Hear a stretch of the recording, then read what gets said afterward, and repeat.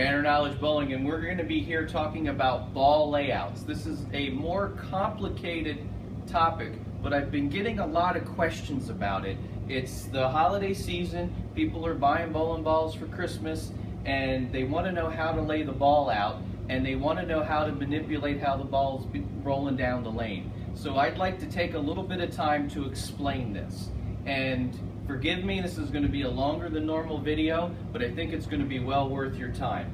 There are two types of bowling balls that you can purchase right now, and those are asymmetrical balls, and I have an example of an asymmetrical ball, which is the Jackal, and I also have an example of a symmetrical ball. I have the Primal Rage Remix here. The difference between the two is in an asymmetrical ball, if I cut the ball in half, it'll be different one side versus the other. If I cut a symmetrical ball in half, it'll be exactly the same. So no matter how I spin this, if I cut it in half, the left side will look like the right side. Asymmetrical ball will not, and that's because of the weight block that's inside of it.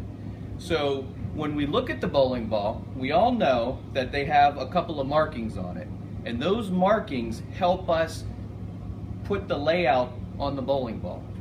The three markings that are very, very important is the pin. That's the top of the ball. Most people can see that and know that they like the pin above the fingers or below the fingers, but they don't quite know why.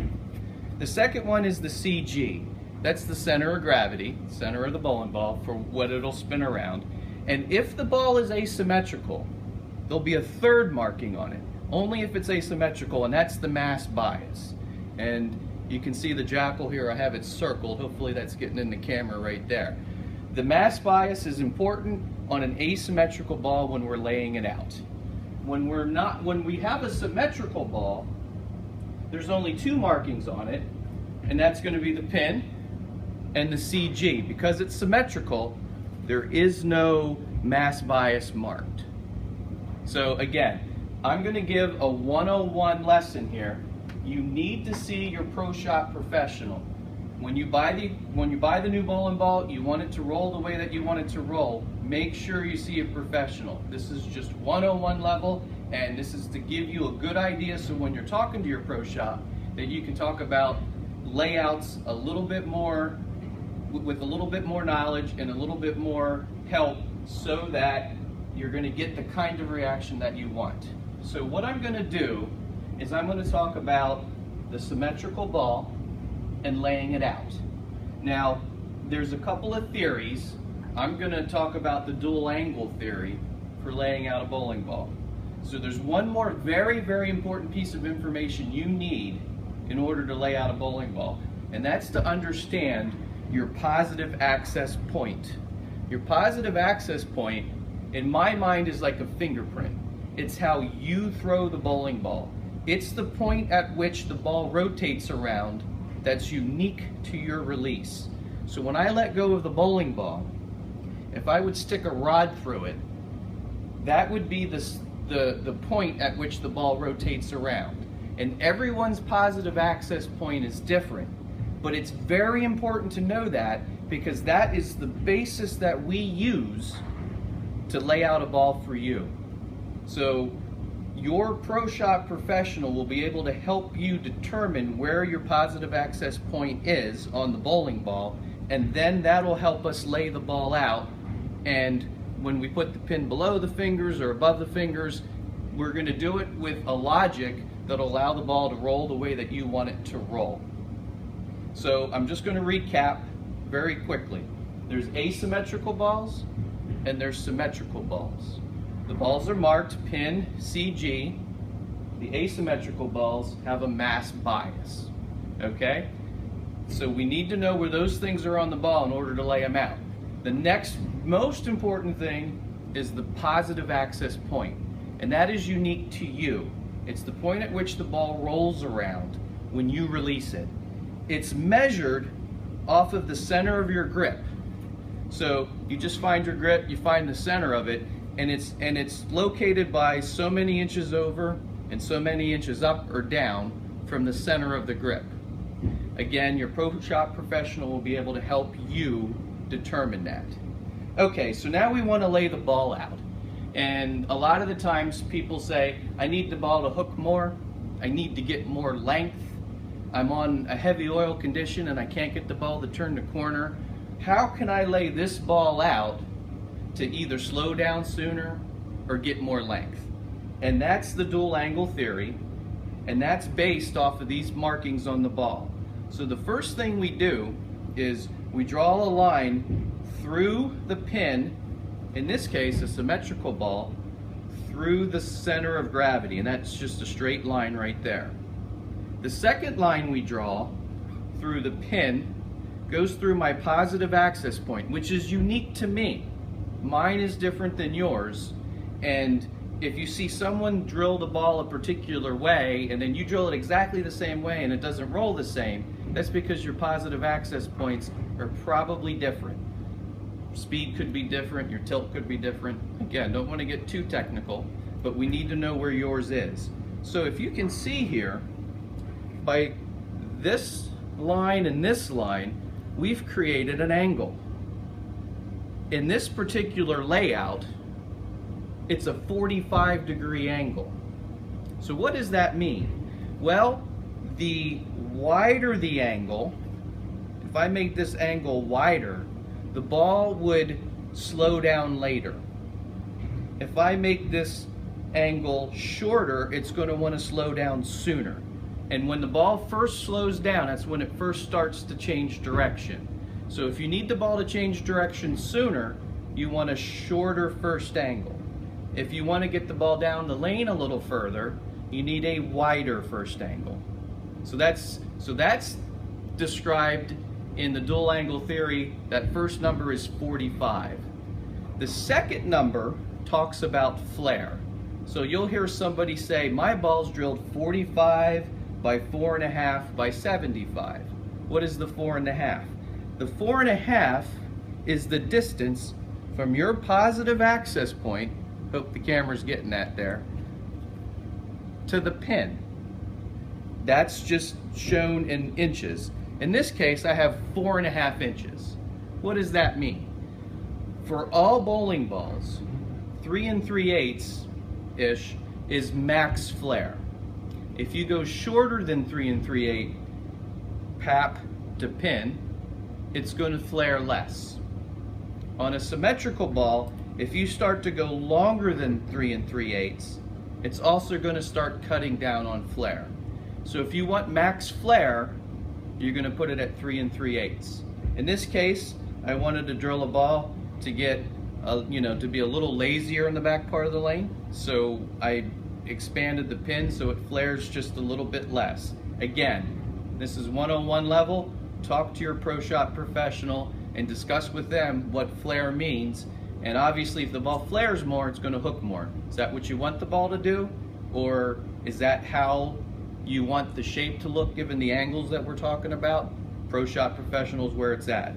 Okay, so the second thing that we need to talk about is the second angle, So in this case, 45 by 4.5. My second angle here is 75. Now what that means is I drew the valve here that goes through my positive access point. Again, very important to know where your positive access point is. And again, we have the line from the positive access point through the pin. And this is the valve. So this creates another angle, and that's the 75. So in this ball's case, I drilled it 45 by 4.5 by 75 off of my positive access point. Okay? Now, what does the second angle mean? Well, the shorter the second angle, the more quickly it'll respond to friction on the back part of the lane. The wider the second angle, the slower the response will be to friction. So, let me give you a hypothetical. If someone came to me, and actually it happens a lot, where they say, I want the ball to get way down the lane, and then I want it to just hockey stick off the back. Well, from my perspective, that would be a very wide first angle, maybe a 75, maybe an 80, and it would be probably a 3 3/8, so I get max flare. And then I would probably put a short second angle, like 20, maybe 25. Now, that sounds pretty, but nobody really wants that ball reaction, because when you absolutely throw it great, it strikes, but you're off a little bit, it hooks too soon, hockey sticks through the nose, you get a little push and it goes too far and it never makes it back up to the pocket. So you get max angle that way and potentially max carry, but you also have max penalty. So again, the first angle, this is key. How quickly will the ball slow down? When will it make its first move? The shorter the first angle, the quicker it would make its move. The second number, so in this case, in this ball, it's 45. The second is the distance between the positive access point and the pin. In this case, the ball was 4.5.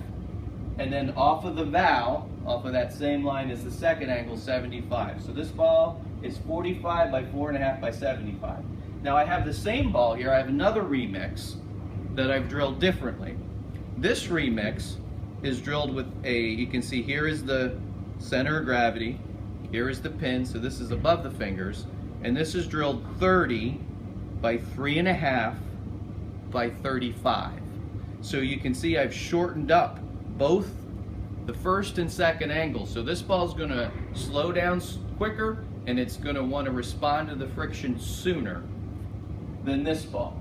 So if I get a condition where I need the ball to come around the corner, maybe earlier in a block, I'm throwing this one, and then as the lanes start to break down and this one's having too much motion on the back part of the lane, with this 75 angle on my second ball, it gets a little lazier, so I can keep the same ball in my hand, but it'll react a little bit differently on the back part of the lane.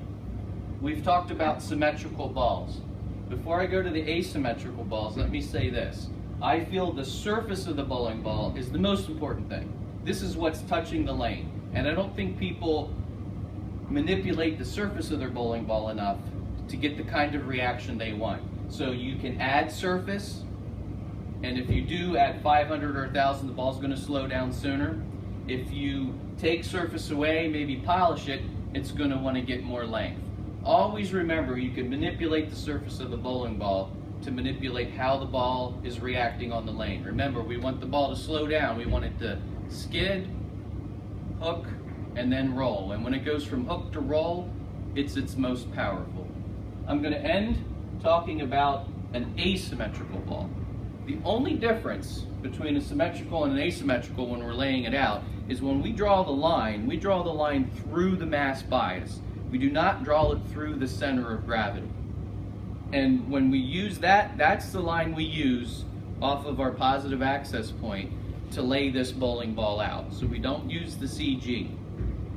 The other thing that's different about an asymmetric ball is once you get 3 3/8 pin to pap, if you go a little further, you really don't give up flare. It still is near max flare. So you go 3 3/8, 4 inches, 4.5, still almost about max flare with an asymmetrical ball.